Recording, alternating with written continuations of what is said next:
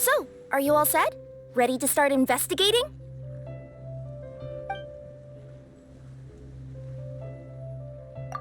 Great! Then let's go!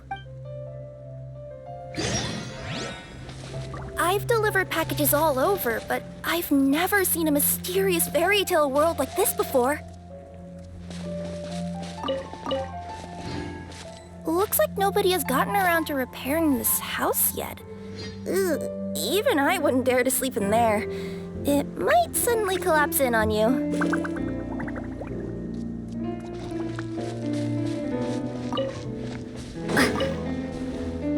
Nothing to see here either. Maybe we can find someone to ask? Aha! Over there! I bet we'll find some people there. Let's go take a look.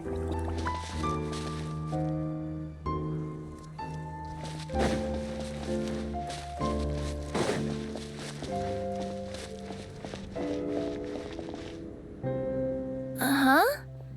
I was sure there'd be people here. There once was a goddess who ruled over fate. Before she died, she left 3 riddles for the kingdom she... What?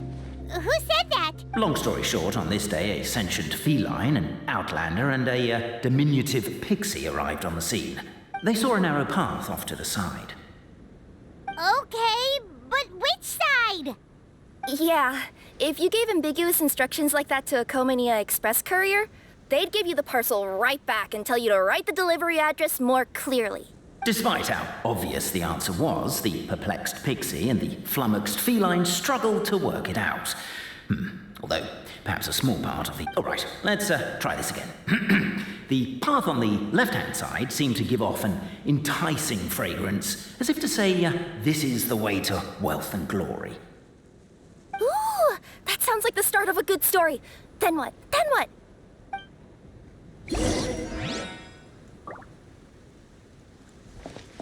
At the end of the path, the motley crew would soon spot a secret stone room.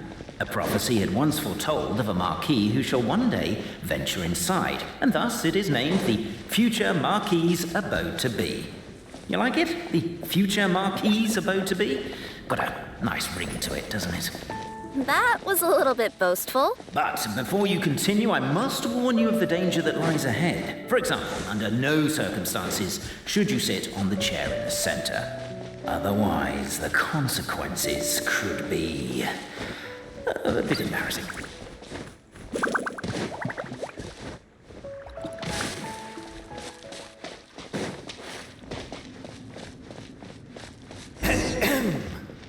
So many summers, winters, springs, and falls, and now at last a hero hither strides.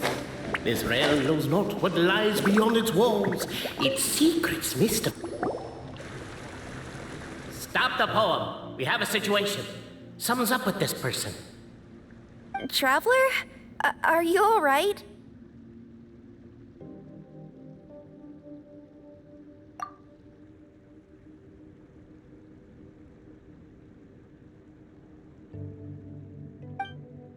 Come on, you can do it! This can't be how our story ends.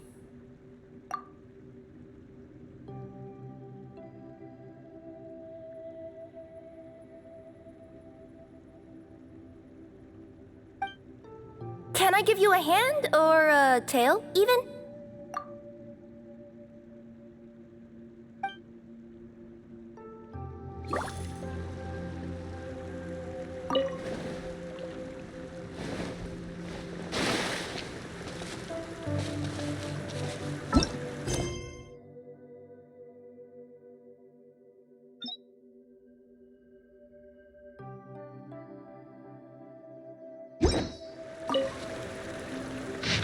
As golden sunlight fills the firmament, the tabletop engrosses your attent.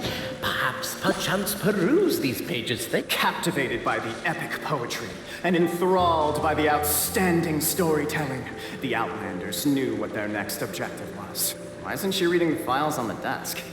Hey, Bobarano, maybe quit showing off and try using words she'll actually understand? I can either rhyme like a bard, or I can curse like a sailor. And right now, Cafe, you are seriously tempting me towards the latter. Strong as stone, firm as steel, the Outlander pulls, but it does not yield. This has happened many times before, but this time is different. A thought enters the Outlander's mind. Attack! Attack! First weaken the structure, then seize the treasure. Cafe, I just realized you said we all had to speak like bards, but every time you open up your mouth, I don't. The Outlander's comrades urge her on. Keep up the attack! Don't give up halfway! We didn't want to interrupt because listening to you guys argue is pretty... The attack now over! Only one final step remains. Now it is the time to seize the key. Yes! Finally! Come on, move your butts! And your lights, assuming they're still in working order. It's showtime! No hard feelings about your lack of poetic contributions? Oh, let it go! Yeah, I noticed that too. It's one standard for us and another for you. That's not fair. Welcome, esteemed and noble. We represent the 3 great clans of this. Our purpose being to await the arrival of one's. My name is. You're Cape, he's Albizzi, and you've done so much talking that we can already tell you apart. Aren't we missing someone, though? The guy? Who? And thus was born the long-awaited fellowship, destined to uncover the truth of the past. Allow me to quote, if I may, in the history of Constellation Metropole, a new page has begun. Him. Well, there's no fourth person, so which of you is the ventriloquist? Come on, out with it. We've never heard that voice before, but he sounds like he'd be good at reading bedtime stories to children. Well, whoever it is, I don't know and I don't care. Forget about him. We have far more important things to focus on, like where our journey goes from here. That key you hold is the pivot point about which the past and present of the Metropole revolve. However, between our 3 clans, there is some dispute over the historical record. Each clan has its own version of history, detailing the clan's origins and the tale of the dragon of old. And unfortunately, we don't know which one is the truth. Dragon? You mean the one that's been acting up recently? Oh, no, not that one, you adorable little pixie. When I say dragon of old... He means a dragon that would be really, really old if it was still with us today, but it was defeated in ancient times. The new one has nothing to do with our clan history. Was that supposed to be a joke? Anyway, so... Not just explore it, but argue incessantly about it. Honestly, I don't care that much. Cape's the one who's always bothering us about it. What we need to figure out is who resolved the dragon crisis.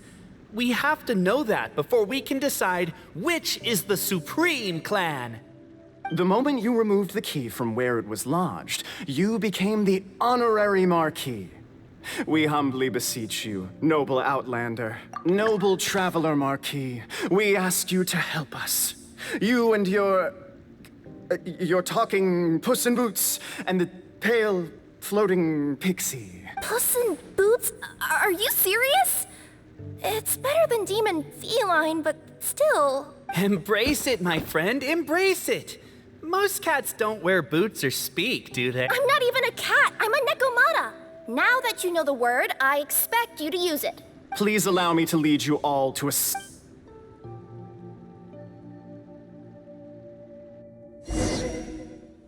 This place is sacred to my clan. It's where our brave forefathers once took up arms against the dragon of old. After a bitter battle that dragged on for many days and nights, finally, our forefathers fought the dragon into submission, and it fled. They took turns, though. Some forefathers worked the day shift, while others worked the night shift. So they say. It's just a legend, though. Wait a second? Did I just hear you? History, legend, who cares? My clan was definitely courageous. And isn't the truth what we've all been arguing about non-stop for all... Cape's words gave the traveler food for thought. Could it be that the truth in a fictional world is equivalent to fiction in the real world? But that would have to wait. Apparently, Capet was not alone in his pilgrimage to this sacred site.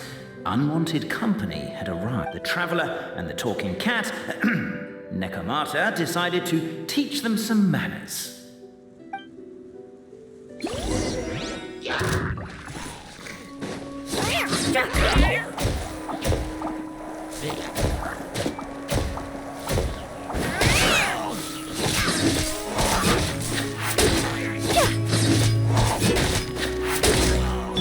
Teamwork is dreamwork!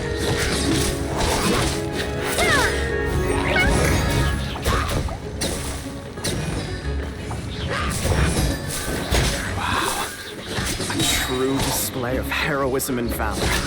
It was as if the spirits of my ancestors were fighting through you.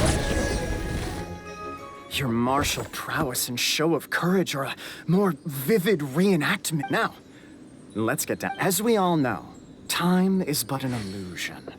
Time may flow line by line, page by page, or frame by frame, but usually it flows in the form of springs and gears.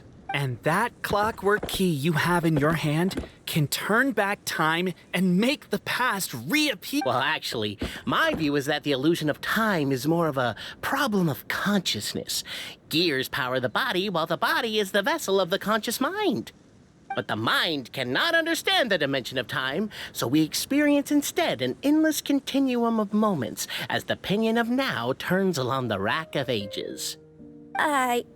I'm getting flashbacks to when I was delivering packages to the Sumeru Academia.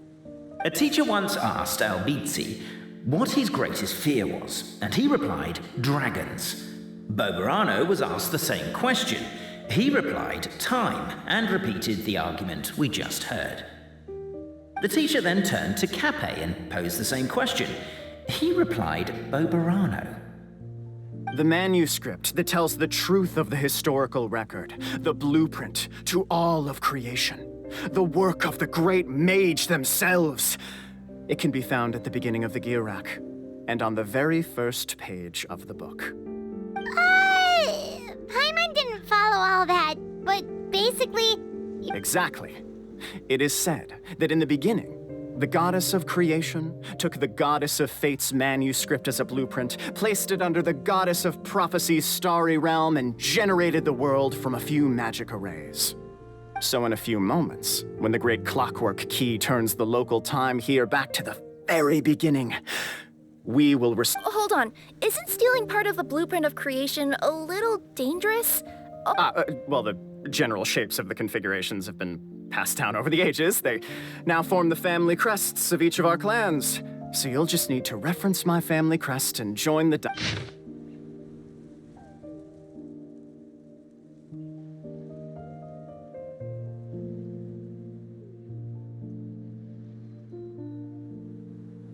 To address your other concern, when the house has already been built, do you really think that taking away the construction crew and blueprint will cause it to collapse? The Traveler Marquis prepares to insert the great clockwork key.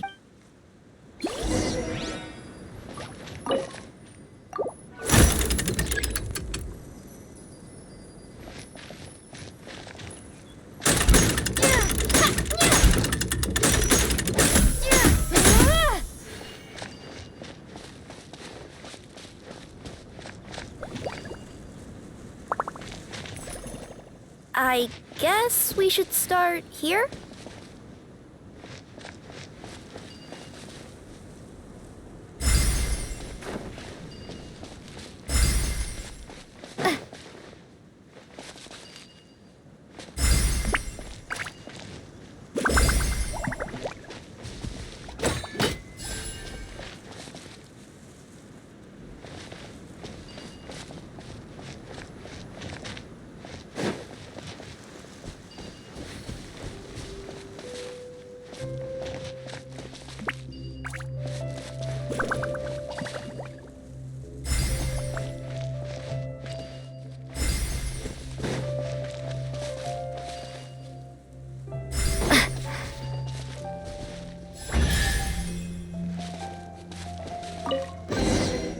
I'll keep this. Behold, the sacred writings that record the truth of...